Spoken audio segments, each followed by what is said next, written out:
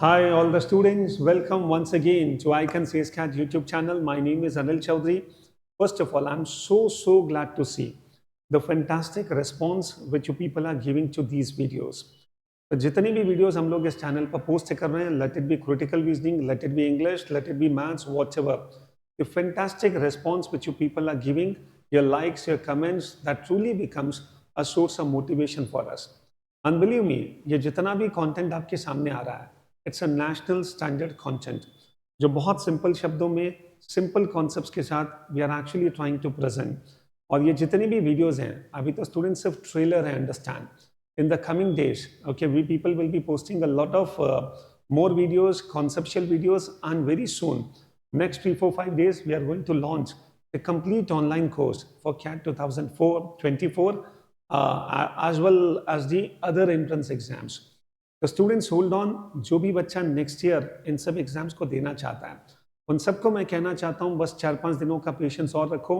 Then you people can install our application, you people will be able to visit our website, you people will be able to see the demo videos, and then you people can join us, you people can register with us, and you become the part of the complete CAT 2024 online course, जिसमें students हम हर चीज़ पढ़ाएंगे अब बिल्कुल depth के साथ। अभी तो इन सब वीडियोस में we are able to give you just the breadth of knowledge, it is only the tip of the iceberg. और आप देखोगे जब इस पूरे कोर्स का हिस्सा बनते हो तो बहुत डिटेल के साथ हम काफ़ी सारी चीज़ें शेयर करेंगे। पिछले 20 ईयर्स से I am into the field of training the students for this kind of entrance exams. तो फिजिकली तो हज़ारों बच्चों को हमने पढ़ाया, बट ऑनलाइन कि बहुत जल्दी से students we are going to connect with hundreds and thousands of students spread across India. And एक बहुत अच्छे विजन के साथ हम लोग आगे बढ़ रहे हैं। एंड जिस तरह का रिस्पॉन्स आप दे रहे हो, ठीक है, मुझे लगता है स्टूडेंट्स उससे हमारा कॉन्फिडेंस भी बड़ा है कि what we are delivering is fantastic. And believe me, ये 20 सालों का एक्सपीरियंस आपके सामने नटशेल में आ रहा है। तो ये सारे वीडियोस को ढंग से देखो, दोस्तों के बीच में शेयर करो। और जिन बच्चों के एग्जाम्स अभी आ चुके हैं स्नैप एंड मैथ, उन सबको तो ऑल द बेस्ट। हाँ, कई सारे बच्चों की डिमांड है कि सर कुछ और वीडियोस ग्रामर के पोस्ट करें। एनीवे स्टूडेंट्स, नेक्स्ट 2-3 डेज कल से मेरे कुछ वीडियो स्टार्ट हो जाएंगे ग्रामर के। देयर आर सम स्टूडेंट्स जिनकी डिमांड है कि रिपोर्टेड स्पीच पर वीडियो आ जाए, डायरेक्ट एंड इनडायरेक्ट स्पीच पर। देखो, ये सारे कॉन्सेप्ट्स को बहुत डिटेल से कवर करना will not be possible, but I will ensure that at least सब पर जो बेसिक नॉलेज है वो मिल जाए। एंड जो मोस्ट कॉमन कॉन्सेप्ट्स हैं जिसके बेसिस पर एरर्स आते हैं, ओके, वो सब हम लोग अपने वीडियोस में शेयर करेंगे। तो कल से we are going to start with grammar. Now see students, today yet another class of critical reasoning। अभी तक 2 वीडियोस मैं पोस्ट कर चुका हूँ, दिस बिकम्स द पार्ट 3। और आज हम लोग 2 इंपॉर्टेंट कॉन्सेप्ट्स पर बात करेंगे। अभी तक के 2 वीडियोस में our main focus was on understanding statement and assumption, and in the last video we had a discussion on statement and conclusion. Today students, we are going to talk about 2 important concepts. One is cause and effect, and the second is deciding the strength of the argument, जिसे अपन commonly कहते हैं strong and weak argument. तो ये 2 concepts पर 5 questions, 5 questions we are going to discuss. And believe me, ये 10 questions आप मेरे साथ सॉल्व करोगे तो कॉज एंड इफेक्ट का आपका एक भी आंसर गलत नहीं होगा, that I can vouch. And strong and weak argument का भी। तो स्टार्ट करते हैं सबसे पहले strong and weak arguments. Strength of arguments, this becomes the name of the topic, and here comes the first question. But before we start the first question, try to understand what is the pattern all about. So when we talk about the strength of an argument, students, a point is given to us, a question is given to us कि हमें कोई काम करना चाहिए या नहीं करना चाहिए, and then 2 arguments are given, and उन दोनों arguments में आप देखोगे possibly one argument will be justifying कि हमें उस काम को करना चाहिए, and one argument will be justifying कि हमें उस काम को नहीं करना चाहिए। Now try to understand, our job is not to comment on, or our job is not to agree with either yes or no. Our job is just to find out कौन सा argument strong है। I repeat, our job is not to justify or not to agree with whether I will go with yes or no, not at all. Even if students, my opinion can be different, but still, if the strength of the argument is there, we can actually mark that argument as strong. So we are here to find out which argument is strong. Sometimes only one can be strong and sometimes both can be strong. और कभी ऐसा भी हो सकता है neither argument is strong. So these are the 5 options given to us and there is one question in front of us. इस question को जैसे मैं डिस्कस करूंगा आपको ये पूरा कॉन्सेप्ट समझ में आएगा और कैसे हम लोग इसमें एक्यूरेट आंसर्स निकालते हैं और पेपर सेटर किस तरह के इसमें ट्रैप्स देते हैं. तो we will actually try to understand this particular topic known as strength of arguments. Should India give away Kashmir to Pakistan? Okay, so arguments are no. Kashmir is a beautiful state and it earns a lot of foreign exchange point here. And the second argument is yes, this would help settle conflicts. वैसे तो students अब तो India Pakistan से वो जो PoK है ना वो लेने की कोशिश कर रहा है. Anyway this question becomes irrelevant reality में, but anyway this becomes a question for us and we are not supposed to give the answer on the basis of our emotional drive. नहीं सर, वो कहते हैं ना दूध मांगोगे खीर देंगे, कश्मीर मांगा तो चीर देंगे. तो बेटा इस तरह से हमको अग्रेसिव नहीं होना है, हमें सिर्फ इस क्वेश्चन का जवाब देना है. ओके तो बहुत ज़्यादा पैट्रियटिज्म यहाँ दिखाने की ज़रूरत नहीं है. चलिए, what is the question now? We are suppose to find out ये जो 2 आर्ग्यूमेंट्स हैं, we people will have to decide which argument is strong and which is weak. Okay, दोनों स्ट्रॉन्ग हो सकते हैं, दोनों वीक हो सकते हैं, ये ऑप्शंस भी पॉसिबल है. अब स्टूडेंट सबसे पहले the first argument, Kashmir is a beautiful state. No, Kashmir is a beautiful state, it earns a lot of foreign exchange point here. हमें कश्मीर इसलिए नहीं देना चाहिए because Kashmir is a beautiful state and it earns a lot of foreign exchange point here. Second argument कहता है students yes, this would help settle conflicts, इससे सारे झगड़े खत्म हो जाएंगे, इसलिए हमें कश्मीर पाकिस्तान को दे देना चाहिए. चलो सबसे पहले डिस्कस करते हैं second argument. When I will be discussing this question, okay, that does not mean कि मैं सिर्फ एक क्वेश्चन सॉल्व कर रहा हूँ, एक पूरा कॉन्सेप्ट आपको समझा रहा हूँ, ढंग से समझना. सबसे पहले बात करते हैं second argument. Yes, this would help settle conflicts. आप जस्ट इमेजिन करो, थोड़ा सा कॉमन सेंस लगाएं और थोड़ा सा स्टूडेंट्स हम लोग रियल वर्ल्ड में क्या करते हैं, let us try to understand. Just assume that आपका किसी पर्सन से कोई झगड़ा है किसी चीज़ को लेकर, तो क्या हम जनरली ऐसा करते हैं कि हम वो चीज़ उसे दे देते हैं ताकि कॉन्फ्लिक्ट सेटल हो जाए? Of course not.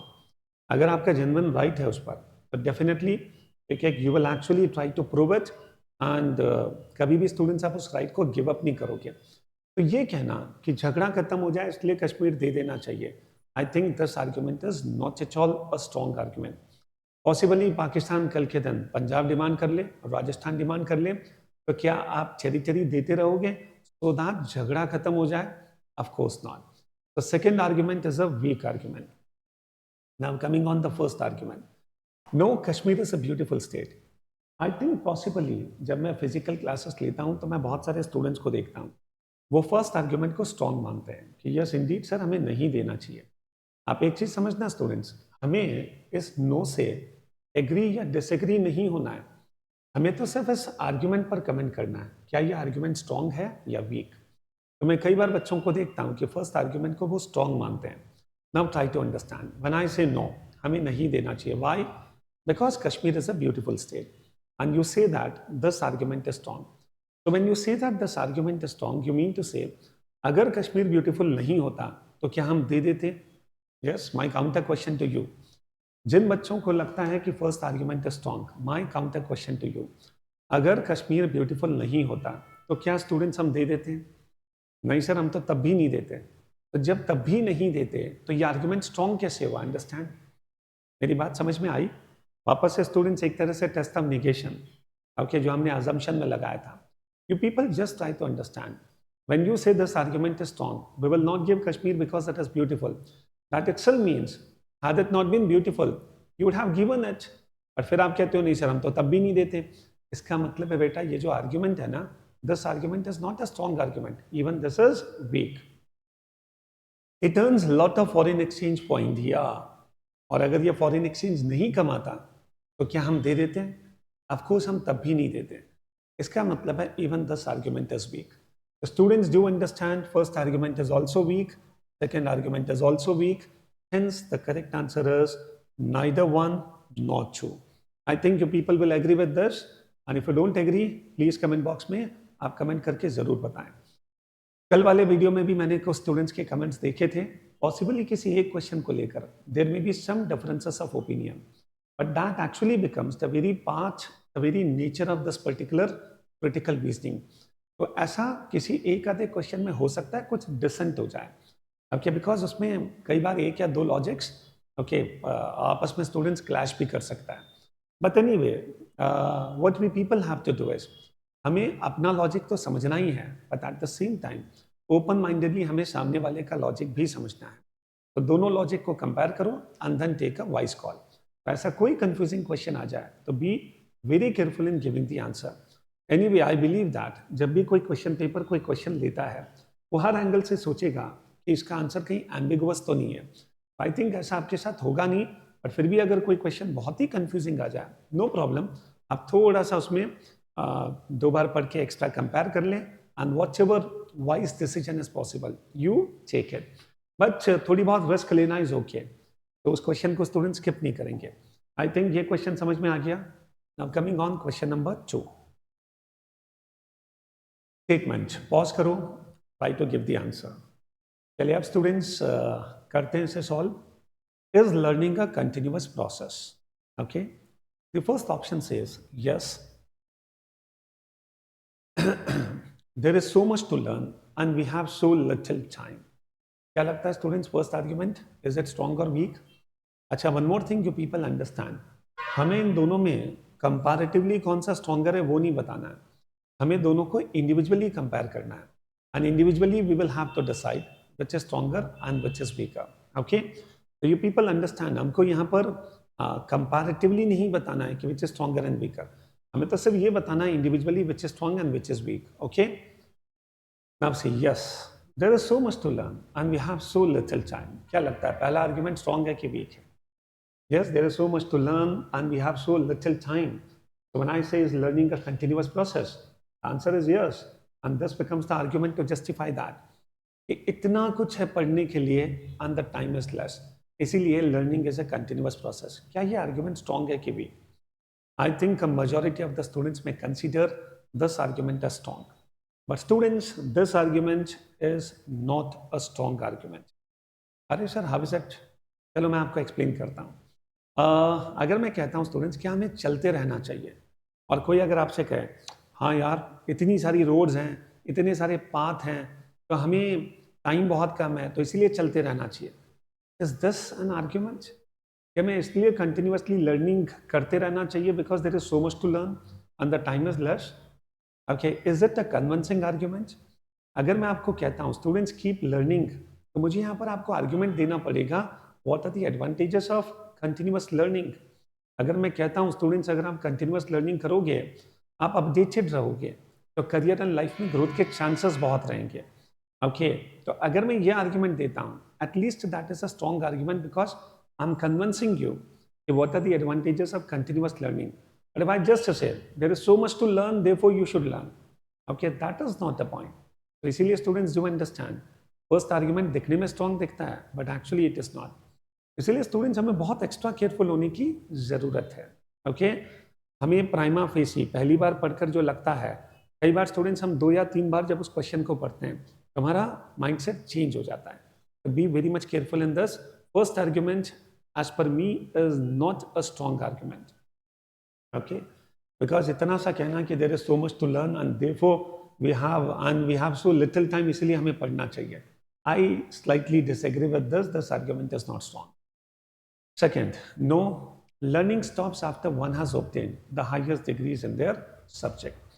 Anyway, students, this argument is anyway very very weak. ये कहना कि एक बार आपने MBA कर लिया, एक बार आपने PhD कर ली, आपने हाईएस्ट डिग्रीज को ले लिया, after that learning stops, therefore learning is not a continuous process, not at all. Okay, आप तो स्टूडेंट्स अपनी लाइफ के लास्ट डे तक you remain a student. Okay, तो ट्राई टू अंडरस्टैंड. ये कहना कि the process stops once you have all the degrees, that itself is meaningless. तो सेकंड तो एनीवे वीक है, बट फर्स्ट में हो सकता है बहुत सारे स्टूडेंट्स गलती करें. तो मेरा आंसर वापस है neither one not two. Okay, done. Coming on question number 3. चलिए, वंडरफुल क्वेश्चन, आराम से समझो सारे स्टूडेंट्स. बट ये क्वेश्चन बहुत ज़्यादा टफ नहीं है. आई गेस थोड़ा सा ध्यान दोगे तो will be able to give the answer. चलो स्टार्ट करते हैं. Should there be a censor board for supervising advertisements issued by different companies? Okay, तो हमें पता है मूवीज के लिए तो सेंसर बोर्ड होता ही है, पर क्या एडवर्टीजमेंट्स के लिए भी सेंसर बोर्ड होना चाहिए? और कभी ये डिबेटेबल टॉपिक भी होता है, क्या OTT प्लेटफॉर्म्स के लिए should we have a censor board? Okay, तो एनीवे इन सब टॉपिक्स पर पॉसिबली एसेज, इंटरव्यूज में क्वेश्चंस कि you people may have to face, इन सब के बारे में अपना ओपिनियन डेवलप करते हुए चलो. So should there be a censor board for supervising advertisements issued by different companies? The first argument says yes. On many occasions, it has been witnessed that an advertisement has created a lot of debate by showing such scenes in the advertisement as are detrimental to our social fabric. Detrimental का मतलब होता है damaging. तो students, बहुत सारे advertisements ऐसे होते हैं जो हमारे सोशल फैब्रिक को डैमेज करते हैं. तो therefore we should have a censor board so that before the release of those advertisements हम लोग पहले से उसको कट कर दें. अंडरस्टैंड? तो मुझे लगता है जो फर्स्ट आर्ग्यूमेंट है, that's a very strong argument. Social fabric को बनाए रखना, that is indeed very very important. तो अगर सेंसर बोर्ड बनाने से it is possible and needless controversy से बचा जा सकता है, what is wrong in that? तो first argument is indeed very very strong argument. Second argument says no, it is impractical to have censor boards for various purposes. Now, what do people think? Is it impractical to have a censor board for advertisements? Is it impractical to have a censor board for OTT platforms? And what is so impractical in that? जब movies के लिए एक sensor board हो सकता है, तो इसके लिए भी हो सकता है. इसके मल्टीपल ऑफिसर्स हो जाएं, एंड कंपनीज, हजारों कंपनीज हैं, कोई प्रॉब्लम नहीं. छोटे छोटे एड्स होते हैं, आप पहले पास करवा लो. What is wrong in that? Okay, and social fabric को बनाए रखने के लिए हमें किसी भी हद तक जाना पड़े, we should be ready for that. तो ये कहना कि it is impractical, okay, therefore we should not do this, that is not justified. The second argument is weak, whereas the first argument is strong. The students, what is the right answer? The correct answer is first argument. The first option becomes the correct one. Hope so. अभी तक आपको ये पूरा जो concept है वो समझ में आ गया होगा. आज जो निटी ग्रिटी है, strong and weak argument, you should be able to catch it. Now this is a different kind of question, where a small paragraph is given to us and we are supposed to find out which argument weakens the statement. Which argument weakens the statement? So this becomes a question of typical critical reasoning, where a paragraph and one question is given. So ऐसे questions commonly सब जगह पूछे जाते हैं, and these are the kind of questions, okay, इसी से related questions होते हैं decision making के, जो ZAT के लिए भी बड़े important होते हैं. चलिए स्टूडेंट सॉल्व करते हैं. Lauren is clearly going to make an awful professor. Nearly half of our students failed their final this past spring. She should probably choose another career path because her students' performance demonstrates that she doesn't teach very well. So what the statement, if true, most weakens the argument above? To give the correct answer here, you will have to first understand what is the argument given. The argument says Lauren is going to be an awful professor. And what is the reason for that? तो ये जो argument है, ये जो conclusion मैंने निकाला, it is based on what premise, and the premise happens to be Lauren ने जितने बच्चों को पढ़ाया उसमें से हाफ स्टूडेंट्स तो फेल ही हो गए. तो on the basis of that premise I am drawing a conclusion that I am raising an argument that she is going to be an awful professor. और इस आर्ग्यूमेंट को वीकन करना है. Okay, try to understand. So we people have to weaken this argument. Let us see which option weakens the argument. The first option. This was Lauren's second time teaching a college class. Definitely, अगर मैं first argument लेता हूँ, ये तो students Lauren को कहीं पर भी justify नहीं करता. जब मैं कहता हूँ students लॉरेन ने तो सिर्फ second time ही पढ़ाया, तो ये जो awful professor वाला मेरा argument है, इसे ये weaken कैसे करेगा? In fact, एक तरह से इसको वो slightly support ही करेगा. अभी Lauren is going to be an awful professor और अभी तो वो सेकेंड टाइम पढ़ा रहा है, तो there is no talent also and there is no experience also. The first argument, first option is anyway not the correct answer here. Second, the class Lauren was teaching is a required class for all freshman. अगर ये class बहुत ही required थी, बच्चों ने attend की है, फिर भी बच्चे फेल हो गए, इससे तो और प्रूव होता है कि Lauren is going to be an awful professor. तो सेकेंड ऑप्शन इस आर्ग्यूमेंट को सपोर्ट करता है, जबकि स्टूडेंट्स हमें क्या करना है? Weaken. The second can not be the answer. The students who fail the exam also had poor attendance. ओ, जो बच्चे इन एग्जाम्स में फेल हुए एक्चुअली उनका अटेंडेंस पुअर था। अब जैसे स्टूडेंट्स ये ऑप्शन आता है कि वो बच्चे इसलिए फेल हुए because their attendance was poor, that means the professor can not be blamed for their failures. Point समझ में आया? तो इसमें लॉरेन की कोई गलती नहीं है, क्योंकि लॉरेन ने जिनको पढ़ाया और जो क्लासेस में प्रेजेंट थे वो तो पास हुए, और जो बच्चे फेल हुए उनका अटेंडेंस ही पुअर था। अंडरस्टैंड? तो here I think this option saves Lauren, hence it becomes the correct answer because this option weakens author's argument. I hope you people agree with this. Done.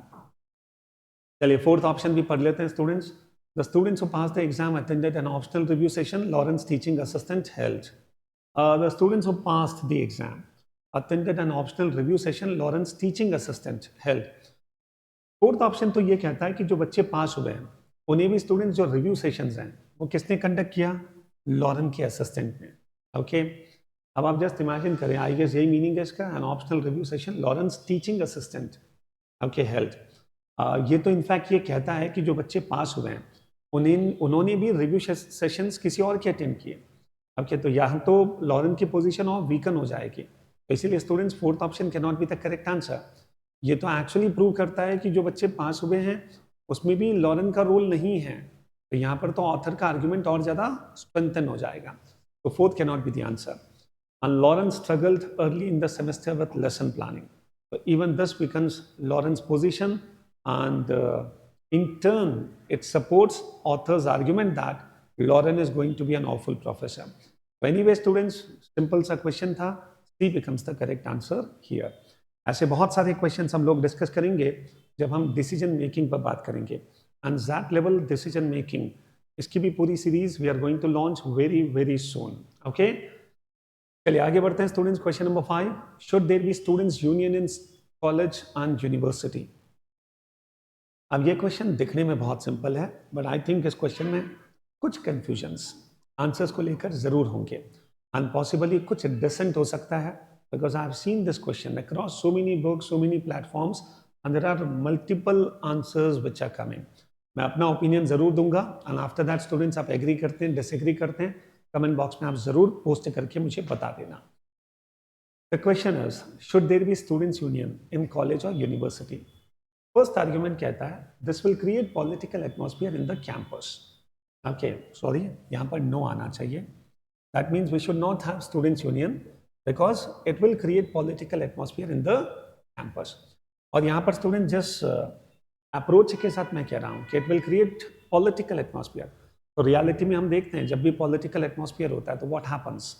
Okay, तो वहाँ पर गुटबाजी होती है, okay, groupism हो जाता है, लोग आपस में स्टूडेंट्स एक तरह से डिस्टेंस बढ़ जाता है, हेट्रेडनेस बढ़ जाती है, ओके, नारेबाजी होना स्टार्ट होता है। तो जो एम्बियंस है पूरे यूनिवर्सिटी का, जो एजुकेशन एंड एकेडमिक एम्बियंस है, वो डिस्टर्ब हो जाएगा because of political atmosphere. That is what the first argument is actually talking about. Second argument says no, we should have students union because it is very necessary as students are future political leaders. As students are future political leaders, तो definitely students union होने चाहिए। अगर students union नहीं होंगे तो students को leadership qualities develop करने का platform कहाँ मिलेगा। तो ये जो student union है ये अपने आप में students one of the most important platforms होते हैं, और इस देश को जो political leaders चाहिए, you see अभी भी जितने politicians जो leaders हैं, once they were the chief of the students union, तो सेकेंड आर्ग्यूमेंट भी थोड़ा सा ठीक लगता है। चलो एनीवे स्टूडेंट्स अब डिसाइड करते हैं कौन से आर्ग्यूमेंट स्ट्रॉन्ग है। Coming on the first one, this will create political atmosphere in the campus, that means it is going to disturb the academic atmosphere, and students किसी और एक्टिविटी में लग जाएंगे, पढ़ाई डिस्टर्ब होगी, कैंपस का जो हारमोनी है वो डिस्टर्ब होगा। तो मुझे लगता है स्टूडेंट ये जो फर्स्ट आर्ग्यूमेंट है, indeed it is a strong argument. Second argument, yes we should have because students are future political leaders, definitely future political leaders की ज़रूरत है, और अगर स्टूडेंट्स यूनियन से वो लीडरशिप अगर नर्चर होती है तो I think students even this argument is very very strong. I don't understand, leadership को नर्चर करने के और भी तरीके हो सकते हैं, बट इंडीड स्टूडेंट्स यूनियन ये तो बहुत बड़ा और इंपॉर्टेंट मेथड है ही, तो we can not ignore this. The second argument is also strong. तो यहाँ पर स्टूडेंट्स मैं जानना चाहूंगा both arguments can be strong and that is the reason I would like to go with fourth option. So both the arguments are individually strong, there is no problem at all. ये जो either argument 1 और 2 है, ये कभी कभी students आपको confuse कर सकता है, बट मैं आपको, हालांकि ऐसे भी क्वेश्चंस हो सकते हैं जहां पर 10 कैन बी द आंसर, और इस क्वेश्चन का बहुत सारे स्टूडेंट्स ने आंसर फिफ्थ भी दिया है। ओके, बहुत सारी बुक्स ने, बहुत सारे स्टूडेंट्स academicians ने इसका आंसर फिफ्थ भी दिया है, सेइंग दैट कि you can consider either the first argument is strong or second argument is strong because these two are two faces of the same coin.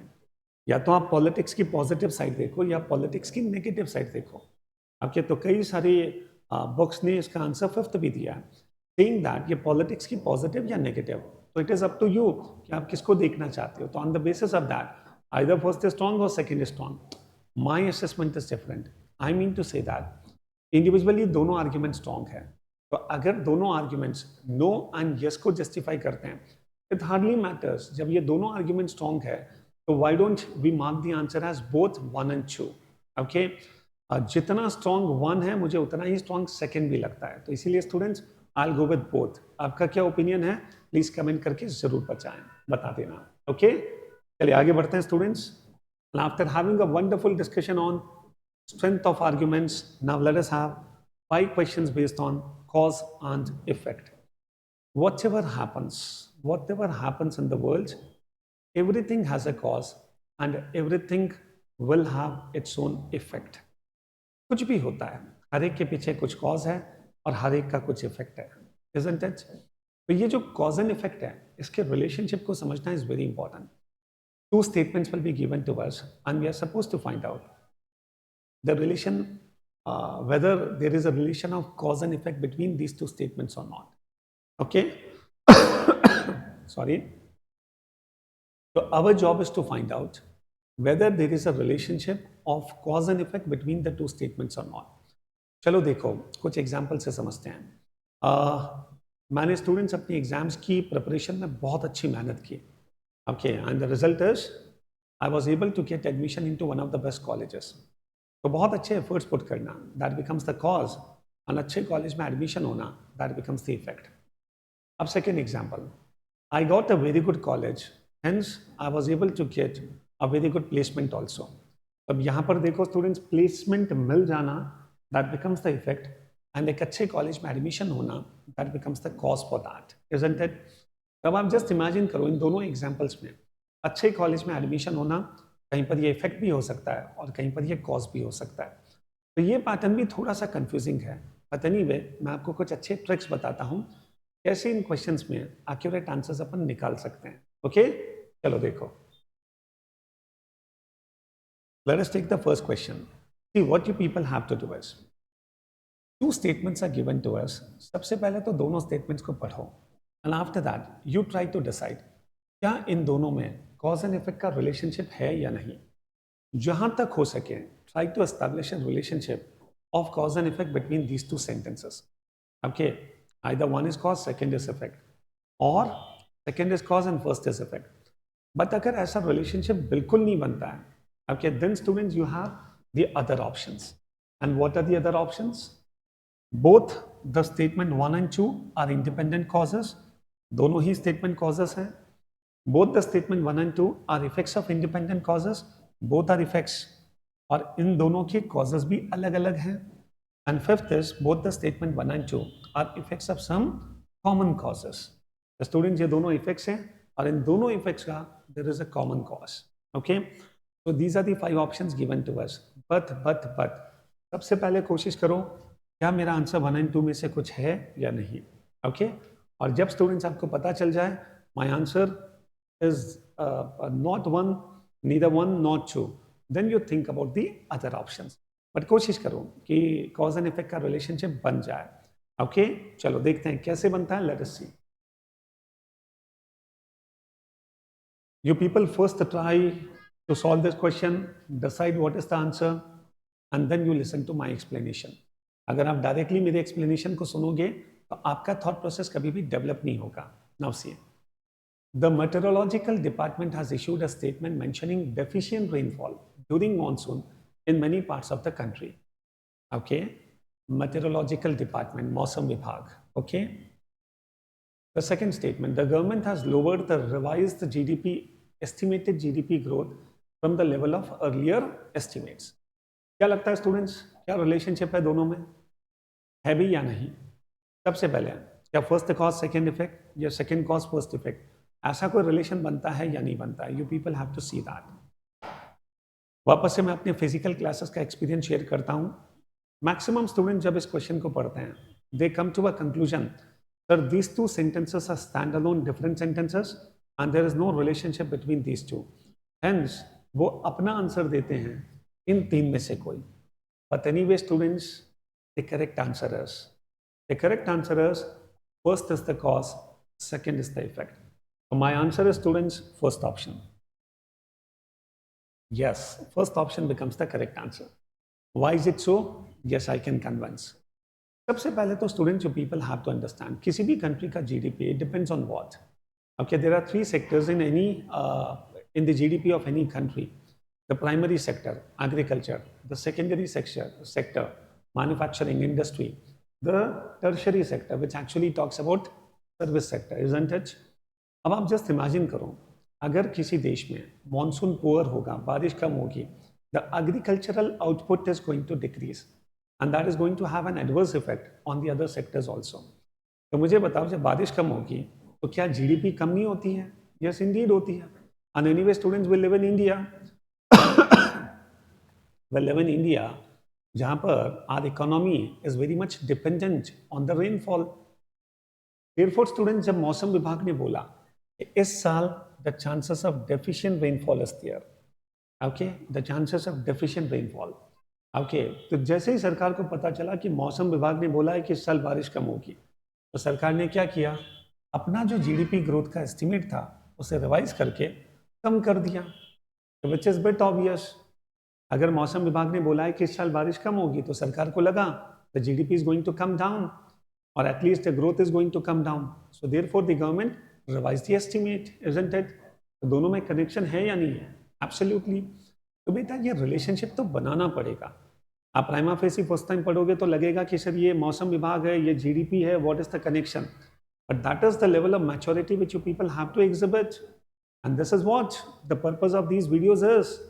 Okay, कि इसको हम develop करें आपके अंदर. ओके, चलिए all the students, let us proceed now. Question number 7. Around 60% of the computer and software professionals of country X wish to pursue ethical hacking. And the IT companies in three of the neighboring countries of country X recently faced an attack of hacker virus in many of their systems. चलिए, क्या लगता है? सबसे पहले मैंने क्या बोला, your answer should be either 1 or 2. But अगर 1 and 2 पॉसिबल ना हो, then you think about the other options. अब तो ये देखो कि क्या इन दोनों में कॉज एंड इफेक्ट का रिलेशनशिप बनता है या नहीं बनता है. Yes, what is the answer? I think this question is not so tough. And the correct answer here is second option.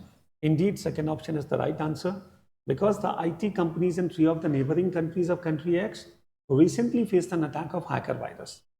तो country X के neighboring countries में जब hacker virus का attack हुआ, तो country X में okay, what happened is around 60% of the computer and software professionals, okay, they started pursuing ethical hacking, or they wish to pursue ethical hacking. अब just imagine करो, neighbouring countries में hacker virus का attack हुआ, तो computer professionals अपने देश में क्या करेंगे? पॉसिबली ऐसा कोई अटैक यहाँ पर भी हो सकता है. इसका मतलब है एथिकल हैकर्स की डिमांड बढ़ने वाली है, और जब एथिकल हैकर्स की डिमांड बढ़ेगी तो yes, we should be ready for that. इसीलिए 60% of the computer professionals in our country they started और दे हैड अ विश कि हमें भी क्या करना चाहिए, एथिकल हैकिंग के courses. I hope the point is clear. अच्छा, it can not be the other way around. किसी बच्चे को लगता है कि first cause and second effect, ये तो टोटली एब्सर्ड. अंडरस्टैंड कि कंट्री एक्स में प्रोफेशनल सब एथिकल हैकिंग के कोर्सेज कर रहे हैं, इसीलिए नेबरिंग कंट्रीज में हैकर वायरस का अटैक हुआ. How is it possible? Hacker virus का अटैक हुआ, इसीलिए हमारे देश के जो कंप्यूटर प्रोफेशनल्स हैं, they are going for this course. Isn't it? Relation बैठा या नहीं? Yes, done. The second option becomes the right answer. Question number 8. The employees of the biggest bank in the country have given an indefinite strike call starting from the 3rd of the next month. And the employees of the central government have withdrawn their week-long demonstrations. वैसे दोनों statements को पढ़कर ये तो लगता है कि एक तरफ तो the employees are going on an indefinite strike and दूसरी तरफ the employees are withdrawing their strike their demonstrations. But you people have to be extra careful. Try to understand. यहाँ पर employees of the biggest bank है और यहाँ पर employees of the central government है. तो दोनों में क्या रिलेशन हो सकता है? अगर बैंक के एम्प्लॉय स्ट्राइक पर जा रहे हैं तो possibly they will have their own concerns. Okay, and if the employees of the central government they have decided to call off the strike, to call off, खत्म करना डेमोन्स्ट्रेशंस को, तो पॉसिबली उसका अपना रीजन होगा. तो यहाँ पर students there is no connection between these two sentences. Hence the answer can not be first और second. Now it seems like ये दोनों इफेक्ट्स हैं and they will have their own reasons. Okay, so therefore I will go with fourth option. Both the statement 1 and 2 are effects of independent causes. So that is the correct answer here. Okay, because in दोनों में there is no relation and दोनों effects हैं और दोनों के अपने अपने causes हैं. Right? So students, the correct answer is fourth option. Question number 9. Many people visited the religious place during the weekend and few people visited the religious place during the weekdays. Come on, tell me students, what is the correct answer? Yes? अच्छा, मुझे बताओ, weekend पे भीड़ ज़्यादा क्यों होती है? Because छुट्टी है. The system is like that. Weekdays में काम करना होता है, ऑफिस जाना होता है और वीकेंड्स पे छुट्टी होती है. So that is the reason religious places पर भीड़ संडेज को ज़्यादा होती है. Okay, and weekdays में भीड़ कम क्यों होती है? Again the same reason. The system is like that. Weekdays में काम करना होता है और वीकेंड्स पे छुट्टी होती है. तो इसीलिए स्टूडेंट्स अगर आप देखो ये दोनों इफेक्ट्स हैं and there is a common cause. What is the common cause? The system, the kind of system which we have in India, okay, और whichever country we are talking about. So that becomes the common cause. And India के context में देखें तो indeed it is absolutely correct. So the system is the reason. The system is the reason. Question आता है कि क्या sir इसको India के कॉन्टेक्स्ट में देखना चाहिए, whereas it is not mention. आप किसी भी देश के कॉन्टेक्स्ट में देखो ना, what is wrong in that. और अगर आप इंडिया के कॉन्टेक्स्ट में देख भी लो तो भी students there is no problem at all. Okay, कुल मिलाकर whatever is there near by you in the world, या जो भी कॉमन सेंस अपन लगाते हैं या फिर जो भी कॉमन रियलिटी है उसी के बेसिस पर you will have to give the answers. तो yes, the correct answer is both are effects. भीड़ कम आना और भीड़ ज्यादा आना, both are effects of some common causes. ठीक है, तो therefore my correct answer is fifth option. यहाँ पर स्टूडेंट्स ये जो थर्ड ऑप्शन है ना, इसके सही होने के चांसेस बहुत कम होते हैं. वैसे तो कोई भी स्टेटमेंट वो कॉज भी हो सकता है, इफेक्ट भी हो सकता है. ओके, भीड़ कम आना, even that can become a cause for some other effect. और इस तरह से नहीं सोचना है. आप जस्ट इमेजिन करो, भीड़ कम आना ये अपने आप में इफेक्ट है और इसके पीछे कोई रीजन है. अंडरस्टैंड, आई डू अंडरस्टैंड, ये कॉज भी हो सकता है. इसीलिए ये जो चेन है ना कॉज एंड इफेक्ट की, उस चेन में स्टूडेंट्स हमें उलझना नहीं है. ओके, बिल्कुल डायरेक्ट सोचो एंड जो सीधा लॉजिक होता है बस purely on the basis of that try to give the answer. तो इस पूरे चेन में हमें उलझते हुए नहीं चलना है. तो over thinking sometimes is harmful. Okay, and आपको मैं इतना हिंट दे सकता हूँ, अगर 100 क्वेश्चंस होंगे ना तो आउट ऑफ 100 क्वेश्चंस कोई एक क्वेश्चन होगा या 2 क्वेश्चन होगा जिसका आंसर थर्ड होगा. थर्ड मैं देखता हूँ बहुत ही रेयर आंसर होता है. तो स्ट्रेट अवे अगर आप इसको स्किप भी कर दो तो भी चलेगा. And here comes the last question of the class. A very simple question. There was a huge rush of people to the passport office last Friday, and the authorities had decided to close it down for a month and relocate elsewhere. अब इन दोनों को student सबसे पहले तो relate करो. Okay, authorities ने decide किया कि 1 मंथ के लिए हम लोग इसे क्लोज करेंगे और कहीं और रीलोकेट करेंगे. और इसीलिए स्टूडेंट्स लास्ट जो फ्राइडे था पासपोर्ट ऑफिस में बहुत रश था. आई think this becomes the cause and this is the effect of that. Second is the cause and first is the effect. ये दोनों के बीच में डायरेक्ट रिलेशनशिप है। आप जस्ट इमेजिन करो, अगर कहीं पर भी अनाउंसमेंट हो जाए कि 1 महीने के लिए अब ये सब चीज़ें बंद रहेगी, तो जो भी लास्ट फ्राइडे होगा, नॉट ओनली फ्राइडे, जो भी लास्ट डे है, स्पेसिफिकली यहाँ फ्राइडे लिख भी दिया, इट हार्डली मैटर्स, अंडरस्टैंड। आप यहाँ पर इजीली अज्यूम करके चल सकते हो कि इन दोनों सेंटेंसेस में कनेक्शन है। Okay, that leverage we people do have in solving this kind of questions. Okay, तो second cause and first effect. Alright, और भी बहुत सारे एग्जाम्पल्स हो सकते हैं। एक छोटा सा एग्जाम्पल और लेते हैं just to make you understand कि कॉज एंड इफेक्ट में what thing you have to keep in mind.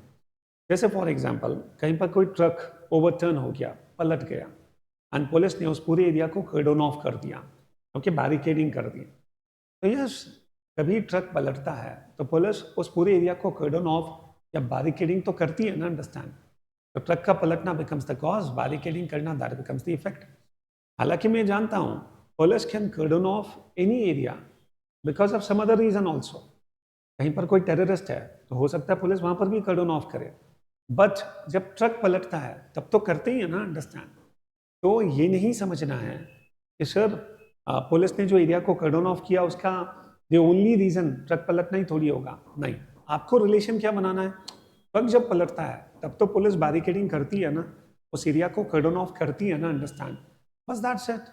Okay, now there can be multiple other reasons for doing the same thing, but still the reason which is given there, the cause which is given there, अगर वो directly connect होता है तो yes, उसे answer mark करना है। Okay, चलिए students, by this I think आपको ये दोनों कॉन्सेप्ट्स भी समझ में आ गए होंगे। तो स्नैप को लेकर और बाकी सब एग्जाम्स में, बहुत सारे एग्जाम्स में ये पैटर्न काम आता है। Okay, competitive exams, bank, SSC, ये पूरा जो डिस्कशन है दैट में बहुत हेल्प करेगा। सारे के सारे बीबी एंट्रेंस एग्जाम्स और सभी में हेल्प करेंगे। तो thank you very much, see you very soon, and thank you very much once again for the lovely comments and the hundreds and thousands of likes. All the best.